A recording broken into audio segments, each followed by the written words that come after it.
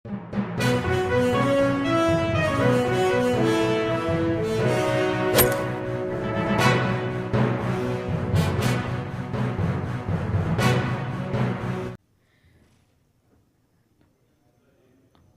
باللہ من الشیطان اللعین الرجیم بسم اللہ الرحمن الرحیم الحمد للہ الذی ہدانا لہذا وما كنا لنہتدی لولا ان ہدانا اللہ لقد جاءت رسل ربنا بالحق ثم الصلاة والسلام علی اشرف الانبیاء والمرسلین سیدنا و نبینا و شفیعنا و حبیب قلوبنا و طبیب نفوسنا مولانا و مولا الکونین جد الحسن والحسین ابی القاسم مصطفیٰ محمد اللہم صل علی محمد وآل محمد وعلی اہل بیتہ الطیبین الطاہرین المعصومین المظلومین المنتجبین المنتخبین الغر المیامین ولعنت اللہ علی اعداء الدین من الآن الى قیام یوم الدین اما بعد فقد قال اللہ الحکیم فی القرآن الکریم وقولہ الحق وهو اصدق القائلین بسم اللہ الرحمن الرحیم ان اللہ وملائکتہ یصلون علی النبی یا ایہا الذین آمنوا صلوا علیہ وسلموا تسلیما صلوات اللہم صل علی محمد وآل محمد۔ عزیزان گرامی، قرآن مجید کی اس آیے وافی ہدایہ کو آپ اکثر اور بیشتر بعنوان دعا اور صلوات پڑھنے کے لیے استعمال کرتے ہیں۔ اس آیت کے بڑے فائدے ہیں، لیکن یہ آیت حقیقت میں سنت خدا کو بیان کرتی ہے، اور اس سنت پر امام حسین علیہ السلام نے بھی اپنی سیرت کو ڈھالا۔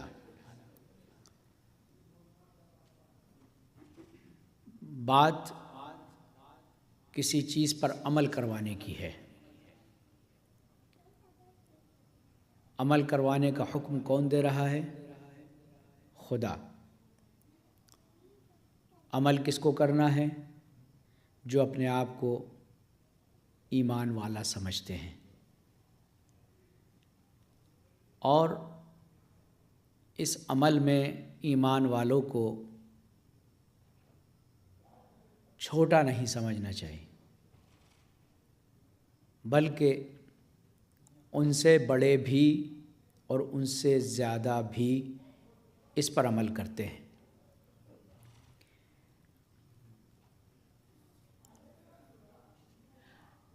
اکثر ایسا ہوتا ہے کہ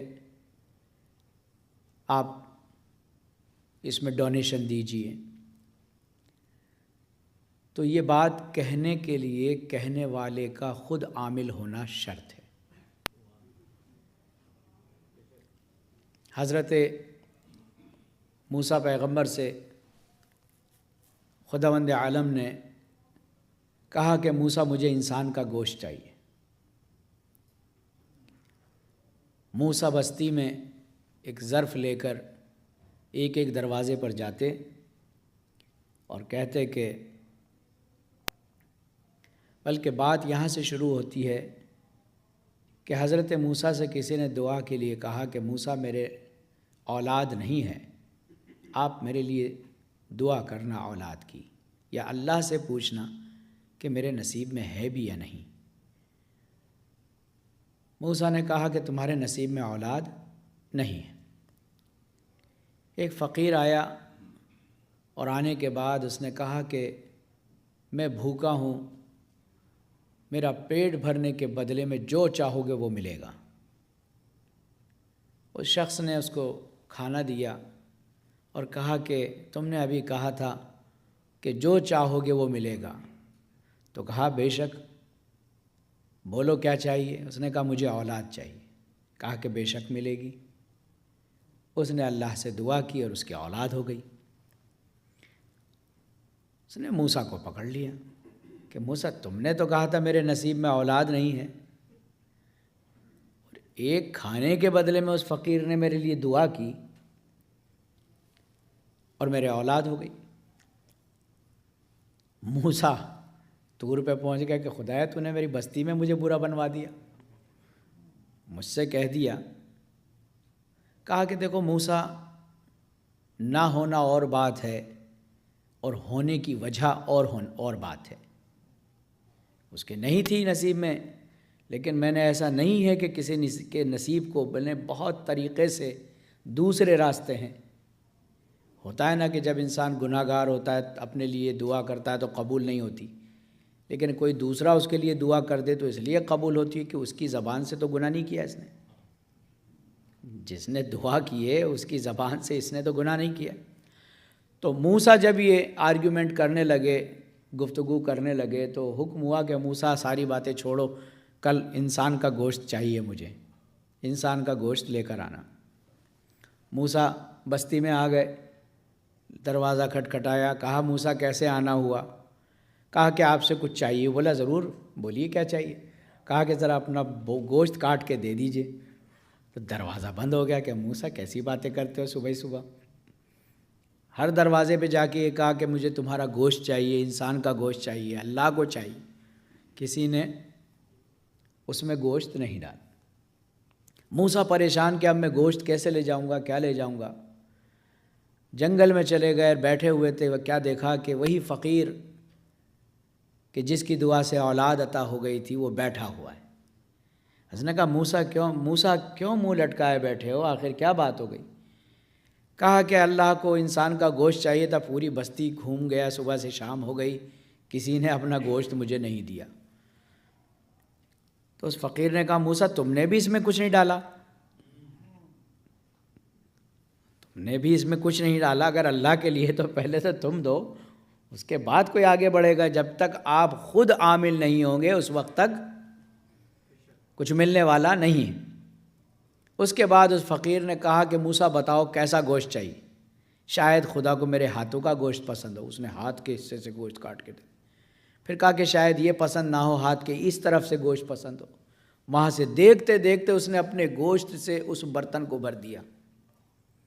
موسیٰ سے کہا جاؤ، موسیٰ بے فکر ہو کر جاؤ اور اپنے رب کو یہ گوشت پیش کرو۔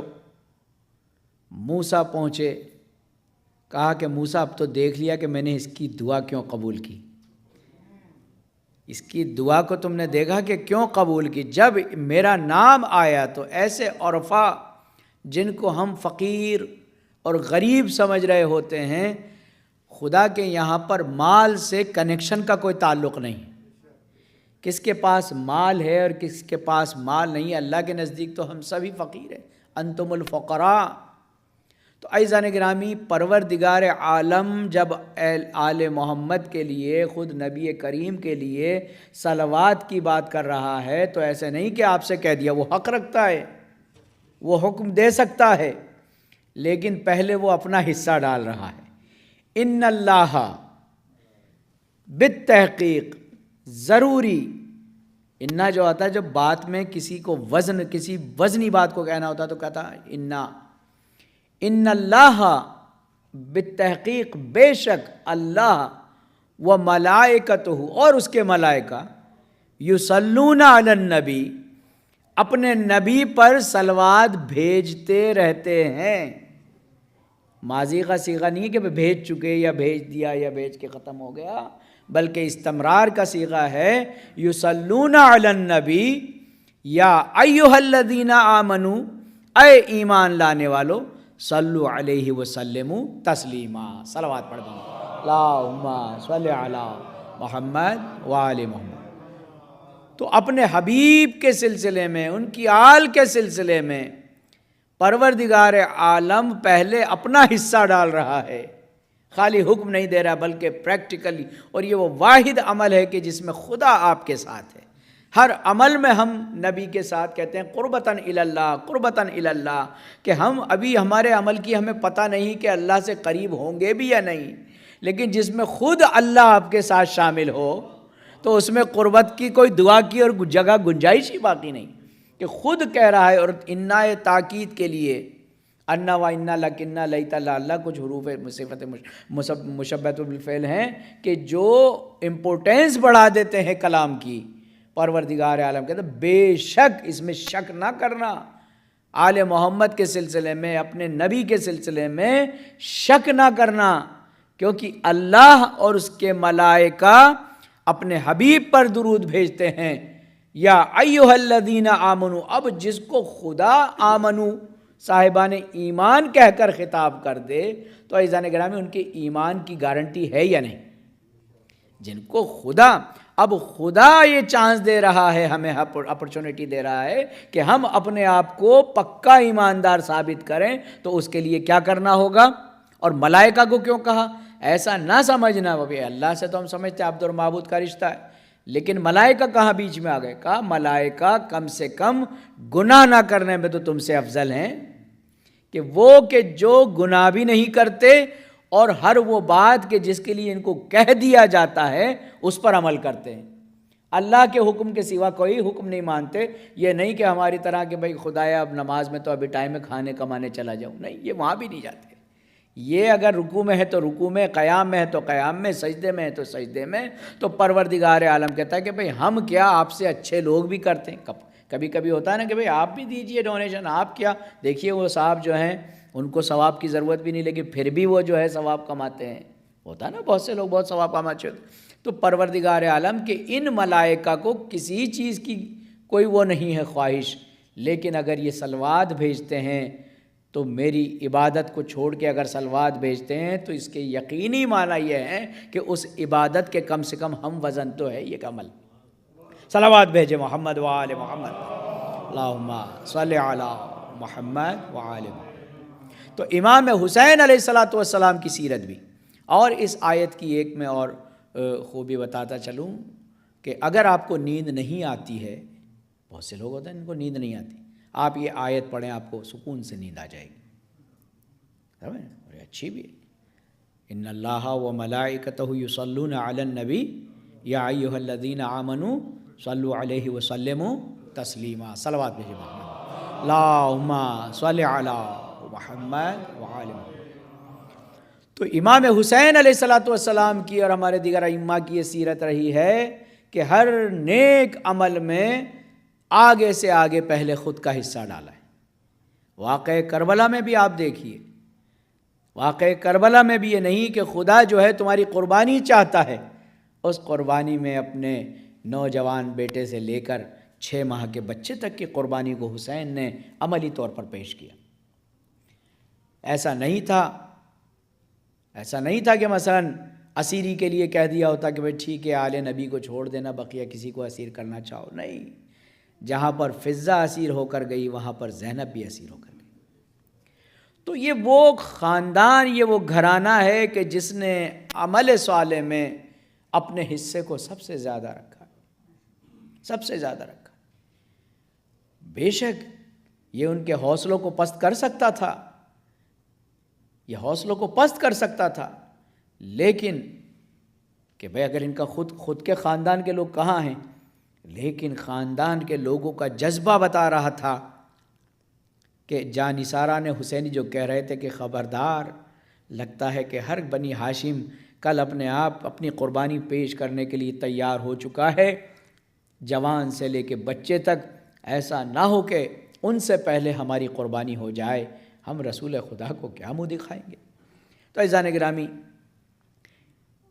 یہ سیرت جو امام نے پیش کی ہے صرف عمل میں نہیں، ہر چیز میں، دعاؤں میں آگے، نماز میں آگے، خیرات میں آگے، مدد کرنے میں آگے، ہر چیز میں امام حسین علیہ السلام نے ایک کردار پیش کیا ہے. کربلا سے ہمیں جو ہے 18 سبجیکٹ پر تقریباً 74 درس ملتے ہیں.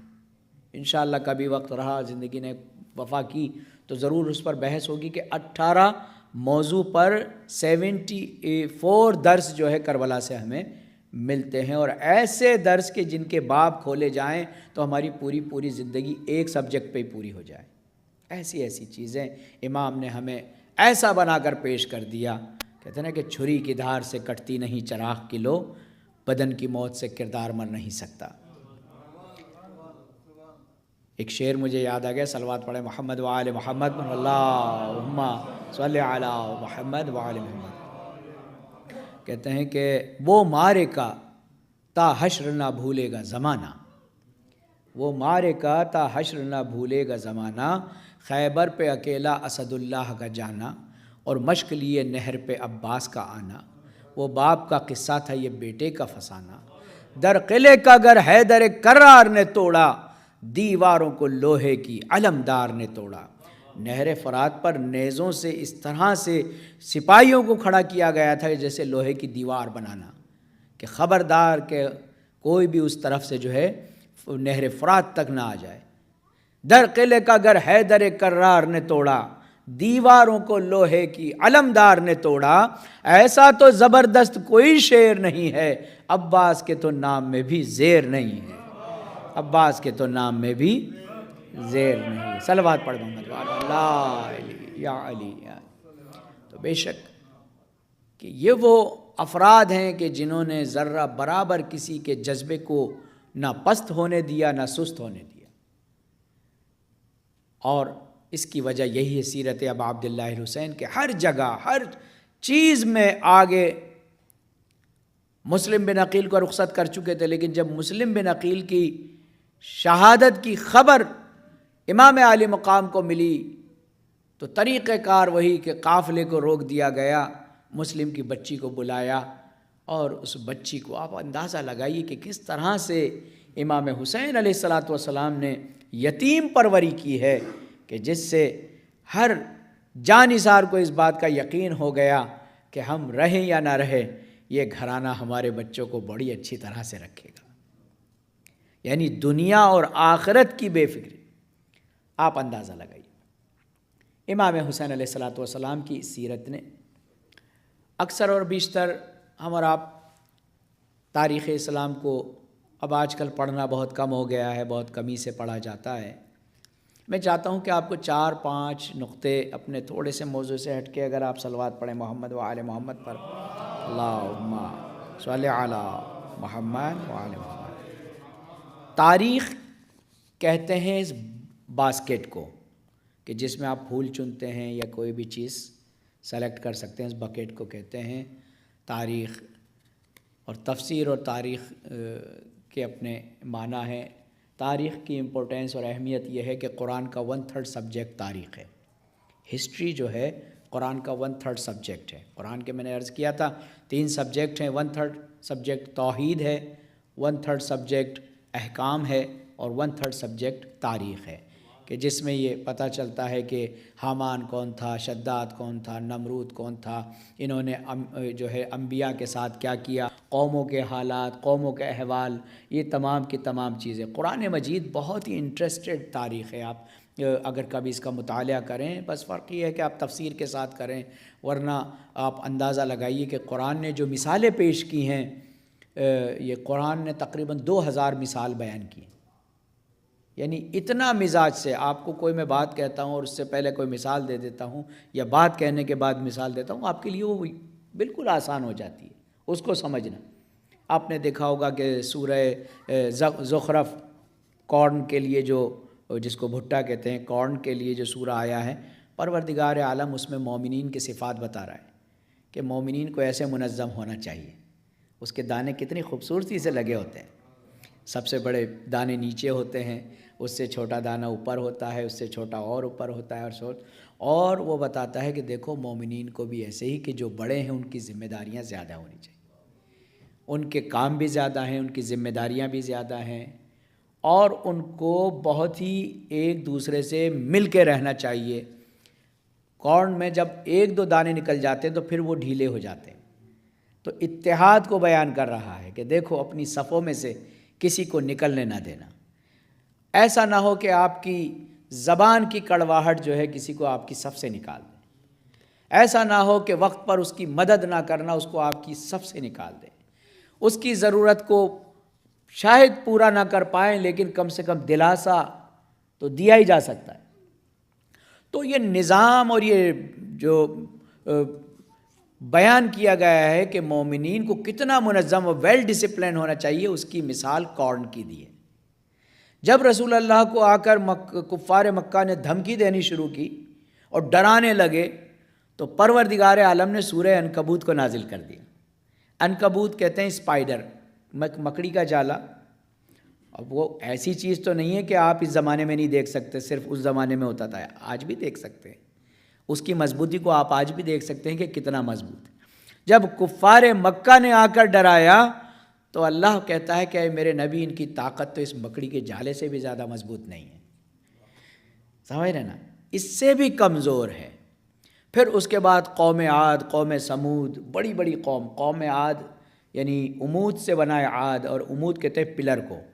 جس طرح پلرز مضبوط ہوتے ہیں اس طرح سے وہ مضبوط اللہ کی مخلوق اور کریشن میں سب سے طاقتور قوم جو گزری ہے قوم عاد ہے۔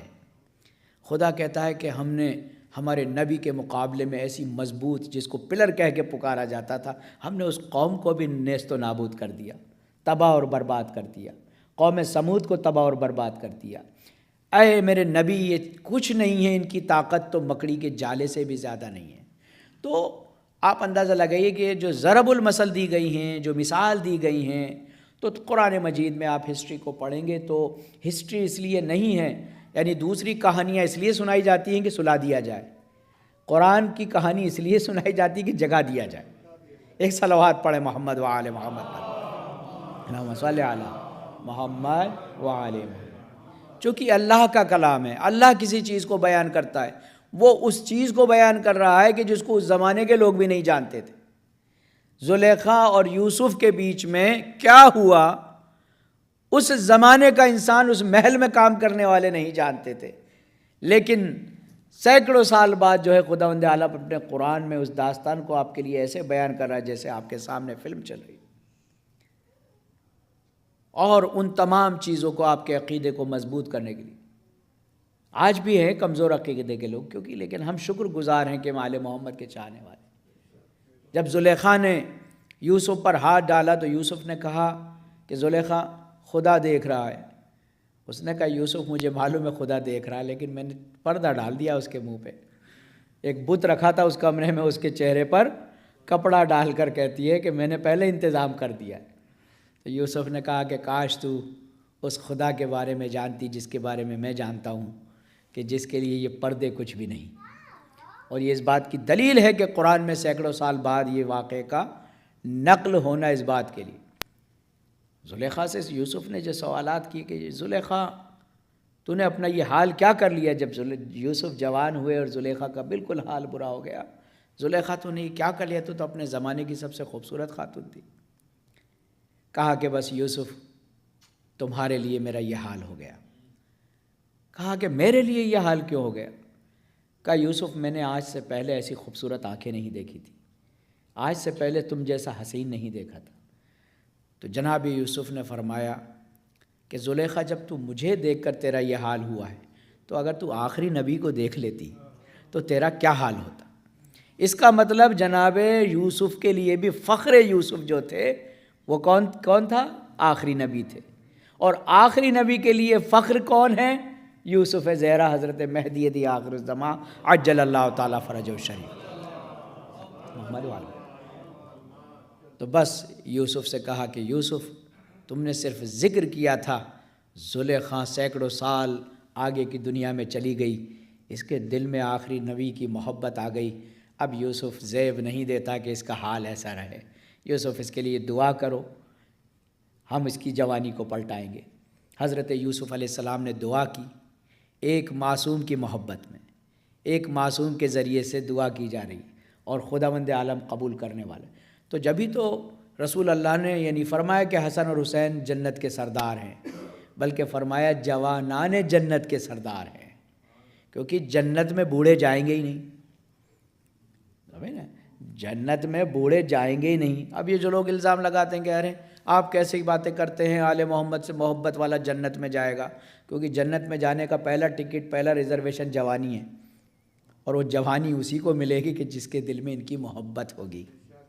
جیسے زلیخا کو جوانی ملی ہے رسول اللہ کی محبت میں، تو جس رسول کی محبت میں اس کی جوانی پلٹائی گئی، اس رسول کی محبت کے مراکز کون ہیں؟ آل محمد ہیں، ان کی محبتوں کا مرکز ہے، لہٰذا ان کی محبت تو جوانان جنت کے سردار، اس لیے کہا گیا ہے کہ حسن اور حسین جب جنت کو سجا دیا جائے گا تو رضوان سے کہیں گے کیا تیری جنت سج چکی ہے؟ کہا نہیں، یہ جنت اس وقت تک نہیں سجے گی جب تک کہ اس کی اصل زینت نہیں آ جاتے۔ تو لوگ کہیں گے کہ رضوان اس میں اب کمی کیا رہ گئی ہے؟ ملائکہ کہیں گے، کہا کہ جب تک اس میں حسن اور حسین نہیں آ جاتے یہ خوبصورت نہیں ہو پائے گی۔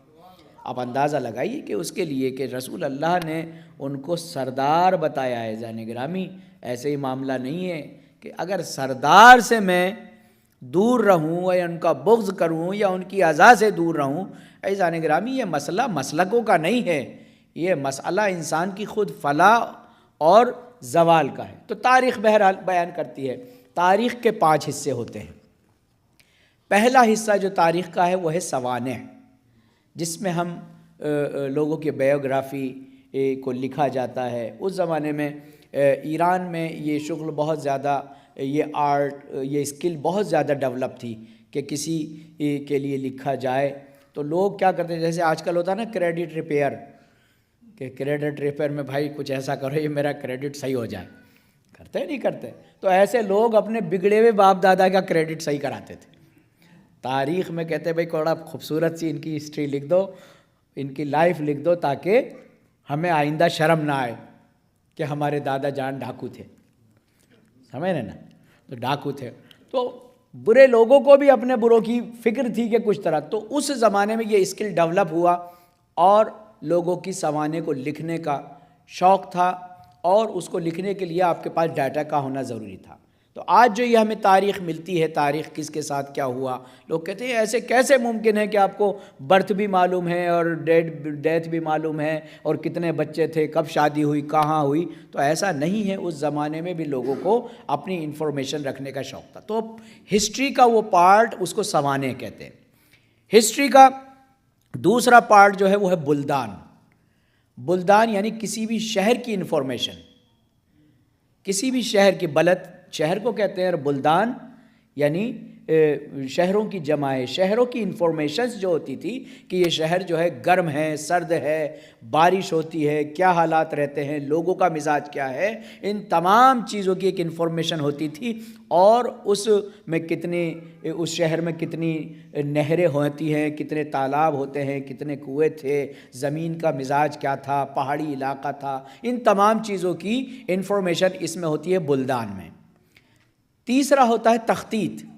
تخطیط یعنی کسی ایک شہر سے دوسرے شہر جانے کے راستے کون سے ہوتے تھے، زمینی راستہ تھا، دریائی راستہ تھا، درے والا راستہ تھا، میدانی راستہ تھا، پہاڑی راستہ تھا، یہ تمام انفارمیشنز جب کوئی حملہ کرتا تھا کسی دوسرے ملک پر تو پہلے وہاں تک فوج کو پہنچانے کے راستے تلاش کیے جاتے۔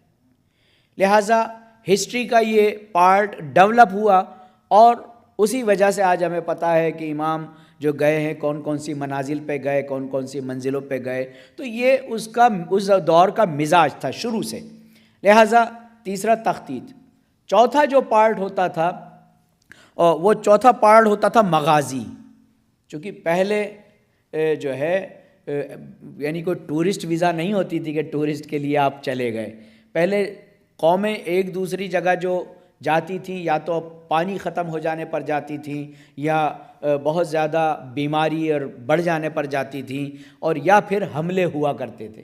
اکثر جو لوگ شہروں کے بارے میں جان پاتے تھے وہ حملوں کے، اور اسی وجہ سے فوج میں بھرتی ہو جاتے تھے کہ اس شہر کے حالات کو بھی دیکھا جائے اور پاور میں جانے کے لیے۔ تو مغازی، غزوات آپ نے سنا ہوگا، مغازی اس کا ایک پارٹ ہوتا ہے ہسٹری کا، کہ اس پارٹ کو جب آپ پڑھیں گے تو آپ کو جنگوں کے حالات معلوم ہوں گے۔ اور پانچواں پارٹ ہوتا تھا مقاتل۔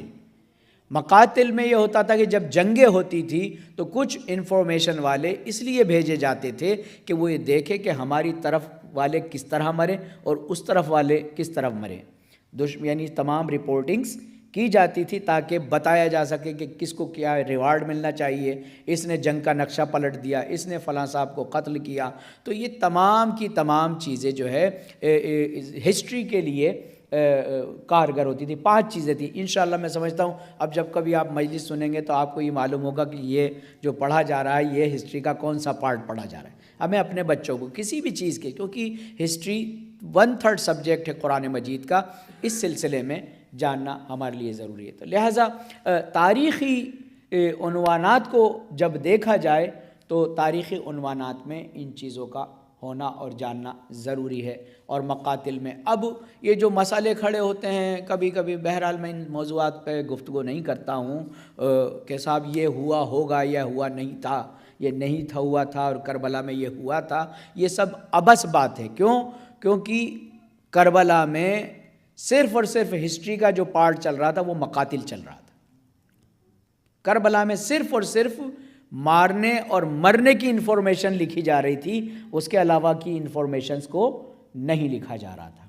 ٹھیک ہے نا؟ بقیہ جو چیز ہمیں ملی ہے وہ صلوات پڑھے محمد و آل محمد. سید سجاد علیہ الصلوۃ والسلام سے، امام زین العابدین علیہ الصلوۃ والسلام سے ہمیں یہ تمام انفارمیشنز ملی ہیں، اور ایک سچے اور ایک معصوم امام کی زبانی جو واقعہ نقل ہوا تو اس واقعے میں سچائی اتنی گہرائی کے ساتھ تھی کہ وہ آج تک ہمیں پتہ ہے، آج تک. ورنہ اگر ہم تاریخ کے حوالے ہوتے یا ہم لوگوں کے حوالے ہوتے تو علی اکبر کی شہادت تیر سے ہو چکی ہوتی اور علی اصغر کی نیزے سے ہو چکی ہوتی.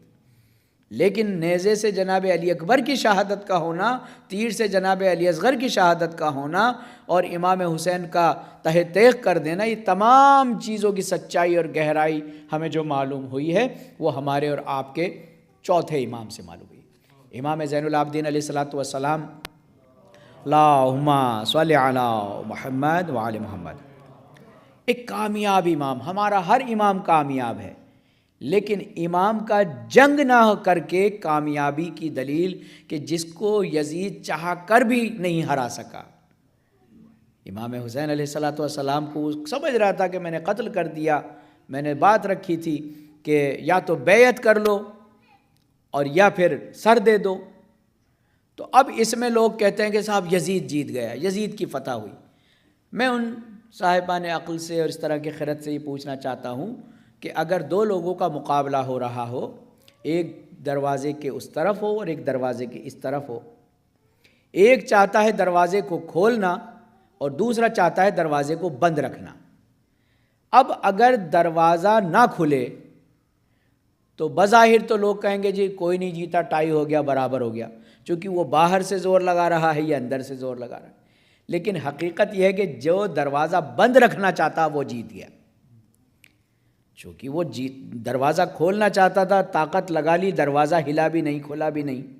لیکن جو بند رکھنا چاہتا تھا وہ جیت گیا. اور جو کھولنا چاہتا تھا تو یزید چاہتا تھا کہ یہ دروازہ کھل جائے اور حسین ابن علی بیعت کر لیں، اور بیعت کے بعد جو ہے حسین اپنی مرضی ہمیں بیچ دیں، اب ہم جو حال چاہیں دین کا کریں. عزیزان گرامی، امام حسین علیہ الصلوۃ والسلام نے جو ہے سر تو مل جائے گا، بیعت نہیں ہونے ملنے والی. تو امام حسین علیہ الصلوۃ والسلام نے بیعت نہیں کی اور اس کو بھی واقعے کو ختم کر دیا جاتا، رفع دفع کر دیا جاتا. اب کسی کو امام حسین کے سائن تھوڑی چاہیے تھے. اگر وہ چاہتے تو دنیا بھر کے جھوٹے مکار عیار جمع تھے، کہہ سکتے تھے کہ حسین نے تو بیعت کر لی تھی، کہہ سکتے تھے نا، حسین نے بیعت کر لی تھی. لیکن امام زین العابدین علیہ الصلوۃ والسلام نے اس واقعے کو سچا رکھا. کسی بھی کامیابی کے لیے اس زمانے میں آپ اندازہ لگائیے عزیزان گرامی، اگر کسی کے پیچھے 3 چیزیں پڑ جائیں، ایک تو حکومت، ایک دولت اور ایک میڈیا، اگر کسی کے پیچھے پڑ جائے تو وہ کسی حال میں نہیں جیت سکتا. آپ اندازہ لگائیے، تینوں چیزیں امام کے خلاف تھی. حکومت امام کے خلاف تھی، دولت امام کے خلاف تھی، اور میڈیا اس زمانے کا جو بھی لوگ تھے، خبر پہنچانے والے تھے، وہ سب کے سب امام کے خلاف ہو گئے تھے. کہتے تھے کہ ہمارے دل تو آپ کے ساتھ ہیں، ہماری تلوار یزید کے ساتھ ہے. تو اب آپ اندازہ لگائیے اس کا نتیجہ کیا ہوگا. جب تلوار ہی یزید کے کہنے پر چل رہی ہے تو نتیجے میں محبت تو نہیں آنے والی. تو کسی بھی کامیابی کے لیے 4 نکات تاریخ نے بیان کیے ہیں. کہتے ہیں کہ سب سے پہلے تو اس زمانے میں جو انسان کامیاب ہونا چاہتا تھا اس کو فوج درکار تھی. کیا چاہیے تھا؟ فوج. کربلا کے بعد فوج میں اضافہ ہوا ہے، کمی نہیں ہوئی ہے۔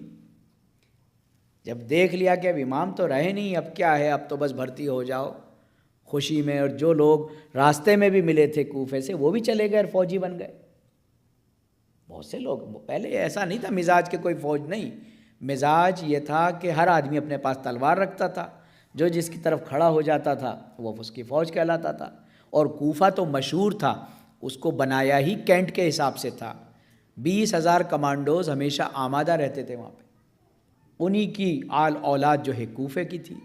اسی وجہ سے امام علی علیہ السلام نے کوفے کو دارالخلافہ بنایا تھا، تاکہ سارے فتنے یہاں سے شروع ہوتے تھے، ان کو کنٹرول کرنے کے لیے امام علی مقام نے اپنا دارالخلافہ مدینے کو چھوڑ کے کوفہ بنایا تھا۔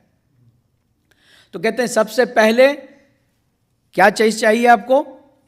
فوج چاہیے ہوتی۔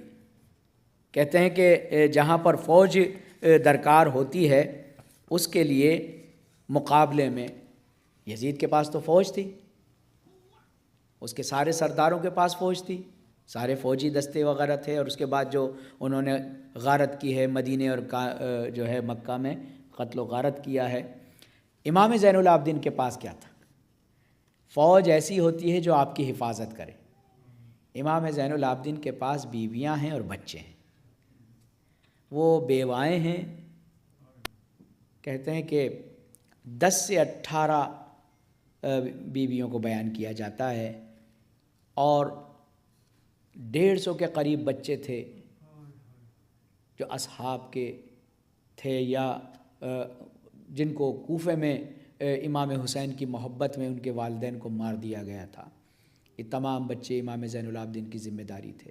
اس میں سے بھی تاریخ نے لکھا کہ 80 بچے جو ہے 150 میں سے اونٹوں سے گر کے مر گئے تھے، ہلاک ہو گئے تھے، شہید ہو گئے تھے۔ امام زین العابدین کے پاس فوج تو تھی، لیکن ایسی نہیں تھی کہ جو ان کو بچائے، ایسی تھی کہ جس کی حفاظت کی ذمہ داری امام کی تھی۔ ہاتھوں میں ہتھ کڑیاں، پیروں میں بیڑیاں، گلے میں خاردار طوق۔ عزیزان گرامی، ایسا شخص کہ جس کے گھر کی خواتین کے بازو کو باندھا گیا ہے، جن کو اسیر بنا کے لے جایا جا رہا ہے، وہ کہاں بھاگے گا؟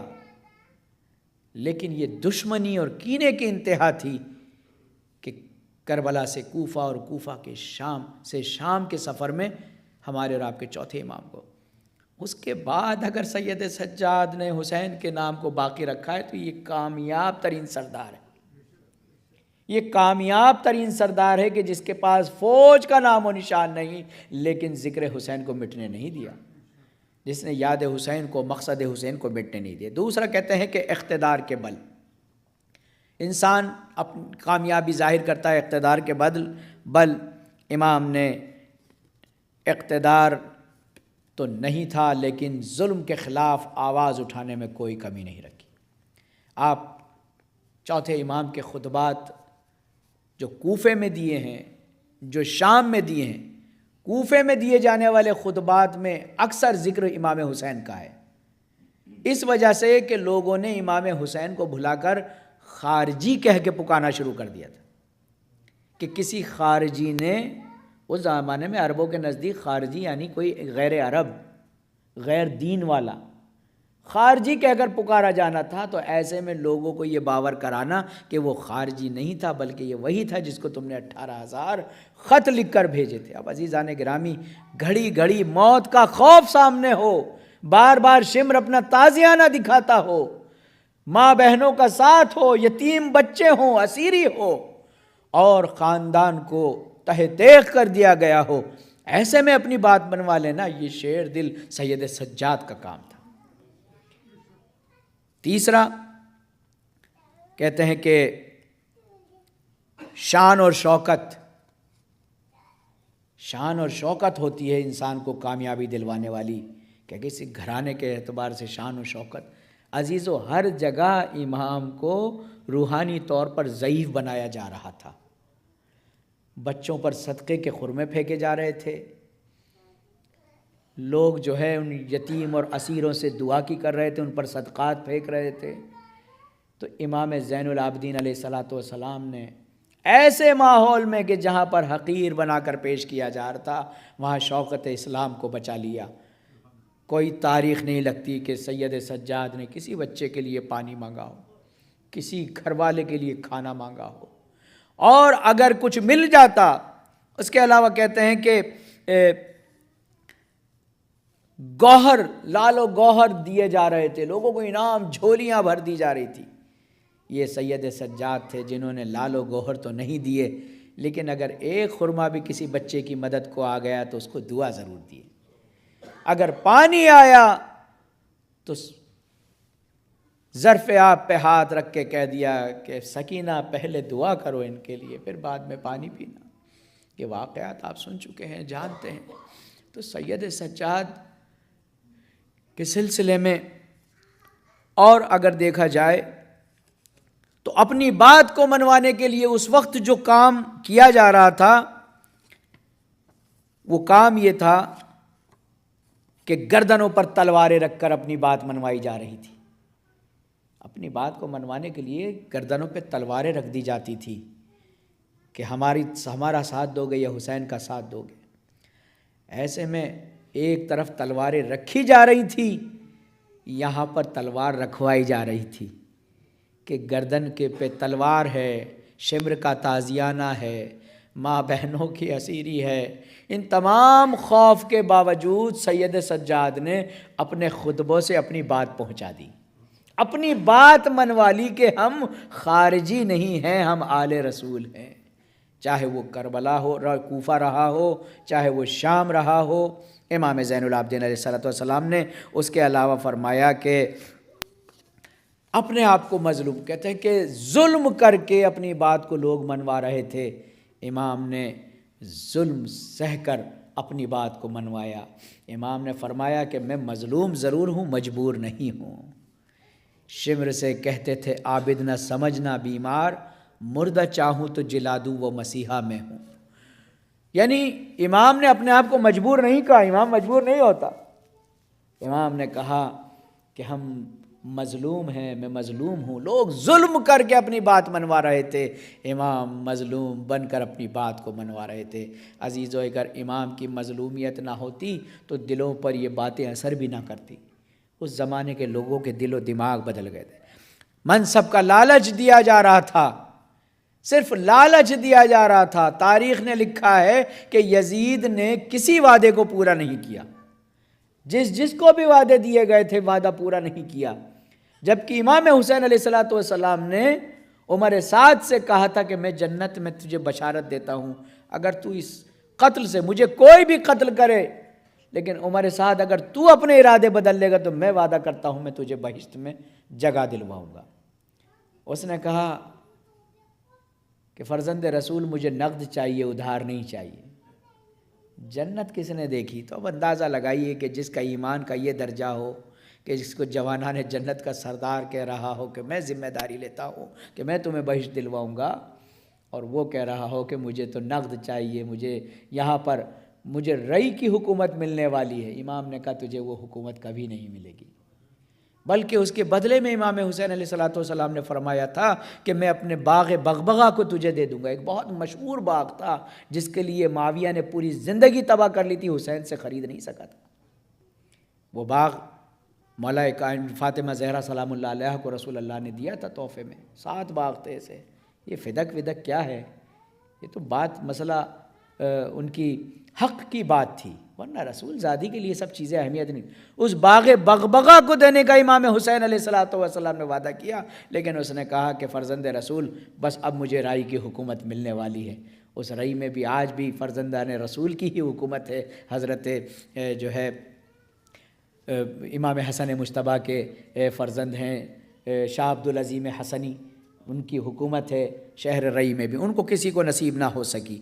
لیکن امام نے جس سے وعدہ کیا تھا کہ اگر تم نے میرا ساتھ دیا، ہماری مظلومیت پر ساتھ دیا، تو میں جنت میں تمہاری بشارت دیتا ہوں۔ امام زین العابدین نے لالچ برے منصب نہیں دیے، بلکہ جو وعدے کیے وہ جنت دلوائی ہیں۔ عزیزان گرامی، اس کے بعد کہتے ہیں کہ نقد اور جواہرات دیے جا رہے تھے، لیکن امام نے دعائیں لوگوں کو دی اور دعاؤں کے ذریعے سے۔ عزیزان گرامی، سید سجاد کو اگر پہچاننا ہے تو قرآن کا وہ واقعہ کہ جس میں جناب ایوب کے صبر کو بیان کیا گیا ہے۔ آپ کو وہ واقعہ پڑھنا پڑے گا۔ حضرت ایوب کا جو امتحان پروردگار عالم نے صبر کا لیا کہ یہ میرا بندہ ہے، یہ اس امتحان سے گزر جائے گا، اور اس کے بعد جو حضرت ایوب کے ساتھ ہوا، تمام فصلیں تباہ ہو گئی، تمام حیوانات مارے گئے، تمام جو کچھ ان کی دارائی تھی، ان کی جو ٹریجری تھی، وہ سب ختم ہو گئی، اور حضرت ایوب پیغمبر کو بیماری میں، اور ایسی بیماریاں کہ بیماری نہیں کہہ سکتے، امتحان تھا کہ آپ کے زخموں میں کیڑے تھے، اگر وہ نکلتا تھا تو حضرت ایوب کہتے تھے کہ ایسا نہ ہو تو بھوکا رہ جائے، اپنے زخموں پر واپس اس کیڑے کو بٹھا لیتے تھے۔ حضرت ایوب نے کبھی بھی صبر کا دامن نہیں چھوڑا، صبر کا دامن نہیں چھوڑا۔ وہ وقت آیا کہ جب ایوب بہت زیادہ بیمار ہو گئے، بہت زیادہ بیمار ہو گئے، طبیب کو بلایا گیا۔ طبیب نے کہا کہ ان پر کوئی دوا اثر نہیں کرے گی، اب تو ایوب کو صرف غذا دی جائے تاکہ اتنی جان آئے کہ دوا ان پر اثر کرنے لگے، اور کہا کہ اے زوجہ ایوب، ان کو آپ گوشت بنا کر کھلائیے، ان کو طاقت کی ضرورت ہے۔ یہ کہہ کر طبیب چلا گیا۔ حضرت ایوب کی زوجہ خاموش ہو گئی۔ پڑوسن نے کہا کہ آپ کے سامنے ہی طبیب نے کہا ہے، اگر انہیں بچانا چاہتی ہیں تو آپ ان کو گوشت کھلائیے۔ لیکن زوجہ ایوب کیا کہیں، سب چیزیں گھر کی بک چکی ہیں، کوئی گھر میں مال نہیں، اتنے پیسے نہیں کہ گوشت منگا کر کھلایا جائے۔ حضرت ایوب کی زوجہ کہتی ہیں کہ اپنی پڑوسن سے کہتی ہیں کہ میرے پاس تو اتنا مال نہیں کہ میں ان کو گوشت کھلا سکوں، لہٰذا پڑوسن خود سے قصاب کے پاس جاتی ہیں اور جا کر کہتی ہیں کہ ایوب کو طبیب نے کہا ہے کہ ان کو گوشت کھلایا جائے تاکہ ان میں طاقت آئے، اگر ان کے پاس قیمت نہیں ہے تو کیا آپ ایسے نہیں دے سکتے کہ کچھ ایسا کام کرو؟ قصاب کہتا ہے کہ بغیر قیمت کے تو میں کب تک دوں گا، لہٰذا میں نہیں دے سکتا۔ ایک مرتبہ قصاب نے اس پڑوسن کو روکا اور روک کر کہا کہ ہم نے سنا ہے کہ ایوب کی زوجہ آل شعیب میں سے ہے، اور آل شعیب کے خاندان کی عورتوں کے بال رنگین ہوتے تھے، اگر زوجہ ایوب تھوڑے سے بال کاٹ کے مجھے دے دے اور میں ان رنگین بالوں کو دیکھ لوں تو اس کے بدلے میں گوشت دے دوں گا۔ زوجہ ایوب کے پاس وہ پڑوسن آئی، آنے کے بعد نبی کی زوجہ سے یہ تو نہیں کہہ سکتی تھی کہ اپنے بال کاٹ کے دے دیجئے، کہتی ہیں کہ میں نے نبی سے سنا ہے کہ اگر بال ٹوٹ جائے تو پھر اس کی حرمت نہیں رہتی، اس پر حجاب واجب نہیں ہوتا، تو آپ اپنے گھر میں اپنے ٹوٹے ہوئے بال مجھے دے دیجئے، میں اس قصاب کو دکھانے کے بہانے اس سے میں گوشت لے کر آ سکتی ہوں۔ اس نے یہی کیا اور جو ٹوٹے ہوئے بال تھے گھر سے جمع کیے، اور آل شعیب کے خاندان کی اس خاتون کے بالوں کو لے کر، کہتے ہیں کہ تاریخ میں دونوں طرح سے ملا ہے کہ بال گئے یا نہ گئے، وہ مسئلہ تاریخ کا ہے، لیکن گوشت گھر میں آ گیا، ایوب کے لیے پکایا گیا، کھانا تیار ہوا، ایوب کے سامنے پیش کیا۔ ایوب نے کہا، اپنی زوجہ سے پوچھا کہ یہ گوشت کہاں سے آیا؟ زوجہ ایوب نے کہا کہ آپ دریافت نہ کیجئے، آپ دریافت نہ کیجئے، بس اتنا سمجھ لیجئے کہ کسی قربانی کے عوض میں، اور میں نے آپ کی جان بچانے کے لیے قربانی پیش کی ہے۔ نبی خدا ہے، سب کچھ جانتے ہیں۔ ایک مرتبہ جب ایوب کو پتہ چلا کہ میری زوجہ کے بالوں کے عوض میں میرے گھر میں گوشت آیا ہے، تو ایوب وہ جو صبر کا شہنشاہ تھا اپنے بستر سے اٹھتا ہے اور زمین پر گر جاتا ہے، کہتا ہے میرے معبود، میرے صبر کا مادہ ختم ہو گیا، اے میرے معبود، میری ناموس سے میرا امتحان نہ لے، میں اپنی ناموس کے ذریعے اپنا امتحان نہیں دے سکتا۔ میں کہوں گا اے ایوب، ارے داستان نے آپ کو قرآن میں، داستان میں آپ کو صبر کا بادشاہ کہہ کر پکارا ہے، اے ایوب، ارے آپ کو اتنا برداشت نہ ہوا کہ آپ نے سارے امتحان دے دیے، لیکن جب ناموس سے امتحان کا مسئلہ آیا، ارے وہ صابر ایوب زمین پر گر پڑا روتے روتے۔ میں کہوں گا ایوب آئیے ذرا کربلا میں آئیے، ارے صبر کا ایک شہنشاہ اور نظر آتا ہے، 11 محرم ہے، ارے شمر تازیانہ لے کر آگے بڑھا، ہاتھوں میں ہتھکڑیاں، پیروں میں بیڑیاں، گلے میں خاردار تو کو لنگر ڈال دیا گیا، سید سجاد کو پہنا دیا گیا، ارے بیبیوں کو بے مقنا و چادر، ارے اونٹ پر سوار کر دیا گیا۔ عزیز و تاری تاریخ لکھتی ہے کہ یہ قافلہ کربلا سے 11 محرم کو صبح روانہ ہوا، عصر ہوتے ہوتے اس قافلے کو کوفہ پہنچا دیا گیا اور اگلے دن کا انتظار کیا جانا ہے۔ زینب ارے دربار سے اتنی دور کھڑی ہے، چونکہ دربار کے بالکل قریب ایک گھر ہے، ارے جو علی کا گھر ہے۔ زینب جب یہاں آئی تھی تو اس کا بابا یہاں کے سب خلیفہ وقت تھا، ارے شہزادی بن کر آئی تھی۔ زینب نے ارے باپ کے گھر کو نہیں مشاہدہ کیا، اے بابا اے بابا، ارے جس کوفے میں قرآن کی معلم رہی، جس کوفے میں شہزادی بن کر آئی، جس کوفے کا سفر رات میں زینب نے کیا، اے بابا آج زینب کو انتظار کرایا جا رہا ہے کہ کل جب دن نکلے گا تو زینب کو بے مقنع و چادر وارد دربار کیا جائے گا۔ الا لعنت اللہ علی القوم الظالمین وسيعلم الذین ظلموا ای منقلب ینقلبون انا للہ وانا الیہ راجعون۔ بار اللہ تجھے واسطہ محمد و آل محمد کا ہمارے اس مختصر سے عمل کو قبول فرما۔ بار اللہ تمام حاضرین اور ناظرین کی مطلوبات شرعیہ کو قبول فرما، ان مراکز دینیہ کی حفاظت فرما، ان کی نسبت ہماری توفیقات میں اضافہ فرما۔ جو بھی جس انداز میں اپنی بات سے، اپنے مال سے، اپنی جان سے، اپنے مشوروں سے، اپنی خدمات سے ان مراکز کی خدمت انجام دے رہا ہے، ان کو دن دوگنی رات چوگنی ترقی عنایت فرما۔ میرے معبود تمام عزاداروں کو عزاداران حقیقی میں شمار فرما۔ میرے معبود یوسف زہرا کے ظہور میں تعجیل فرما، ہم سب کو مزدوران جنت البقیع میں شمار فرما۔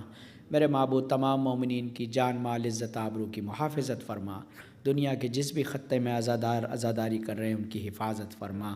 میرے معبود دشمنوں کے شر کو ان کے طرف پلٹا دے، ہم سب کی آخرت و عاقبت بخیر فرما۔ ربنا تقبل منا انک انت السمیع العلیم برحمتک یا ارحم الراحمین۔ ماتم امام۔